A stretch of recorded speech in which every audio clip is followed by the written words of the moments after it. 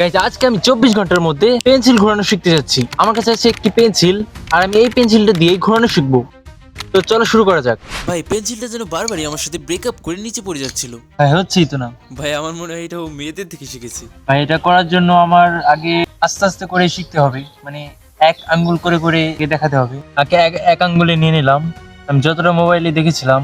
আরেক আঙ্গুল দিয়ে এটাকে ধাক্কা দিতে হবে। আমি অনেক জোরে ধাক্কা দিয়েছিলাম কিন্তু এটা পড়ে গেল। আমার স্ট্র্যাটেজি হলো আমার ভালোভাবে চেষ্টা করতে হবে। আমি চেষ্টা করেই যাচ্ছিলাম কিন্তু অবশ্যই পড়ে গেল। আমি যেটা করতে এসেছি মনে হচ্ছে আমি পেন্সিল কিনা, পেন্সিল আমাকে ঘোরাচ্ছি। যাই হোক, এইভাবে আমার পেন্সিলটা পড়ে যেতে যেতে যেতে একবার ঘুরেই গেল। কিন্তু একবার ঘুরলে তো চলবে না, এটা আমার বারবার ঘোরাতে হবে। এই পেন্সিল ঘোরানোর আর কি কি উপায় থাকতে পারে? তারপর আমি একটা আইডিয়া পেয়েও গেলাম। আইডিয়া পেয়ে গেছি ভাই, ইউটিউবে সার্চ করে দেখি। হ্যাঁ ভাই, পেয়ে গেছি। আমি পেন্সিল ঘোরানো অনেক ভিডিও পেয়ে গেছিলাম কিন্তু পাইনি একটা জিনিস, সেটা হলো তোমার সুন্দর একটা কমেন্ট। হ্যাঁ, এই ভিডিওটা দেখি তো, এই ভিডিওটা কেমন কি হতে পারে।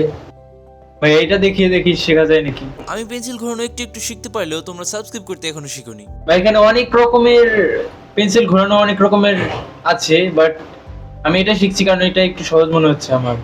প্রথমে এইভাবে ধরতে হবে। আমি যেমন পেন্সিলটা ধরে আছি, তোমরা শুধু মোবাইলটা ধরেই আছো, লাইক সাবস্ক্রাইব কিছুই করছো না। এখনই করো ভাই। আচ্ছা, মোবাইল থেকে দেখে নিয়েছি, এবার আমি দেখি নিজে নিজে পারি কিনা। ভাই আমি এটা অনেক আগে অনেকবার ট্রাই করেছিলাম, তাই একটু একটু পারি। তাহলে 24 ঘন্টার মধ্যে এটা শেখা অতটা পসিবল না। ভাই এটা হচ্ছে আরো পড়ালেখা আরো বেশি সহজ, যদিও আমি ওটাও পারি না। ভাই এই না পর্যন্ত এসে আবার পড়ে যাই বারবার। ভাই সকালবেলা অনেকক্ষণ শিখেছি, এখন আর হচ্ছে না। সকালে খাবার খাওয়ার পর দুপুরে আবার দেখাবো তোমাদেরকে। অলরেডি কিন্তু 15 ঘন্টা শেষ হয়ে গেছে আর আমি এখনো ভালো মতো শিখতে পারলাম না। আর মাত্র 9 ঘন্টা বাকি আছে। আমার তখন একটা জিনিস ফিল হচ্ছিল যে আমার 50% মনে হয় লার্ন হয়ে গেছে। আমি শুধু ভাবছিলাম যে কে আবিষ্কার করেছে এই পেন্সিল টুইস্টিং। একবার যদি পাইতাম রে ওকে ভাই। আমি এত রেগে যাই, তোমরা কেন রেগে যাও না? তোমরা রেগে গিয়ে আমার এই দুটো চ্যানেল ঘুরে আসো, যাও, ডেসক্রিপশনে লিংক দেওয়া থাকবে। বারবার ক্লান্ত হয়ে যাচ্ছিলাম আর আমার হাতের আঙ্গুলগুলো যেন বারবার পেইন করছিল, কিন্তু আমি চেষ্টা করেই যাচ্ছিলাম। আমি কখনো হাল ছাড়িনি আর হাল ছাড়বও না। দরকার হলে নৌকার পাল তুলে দেবো, কিন্তু কখনো হাল ছাড়বো না।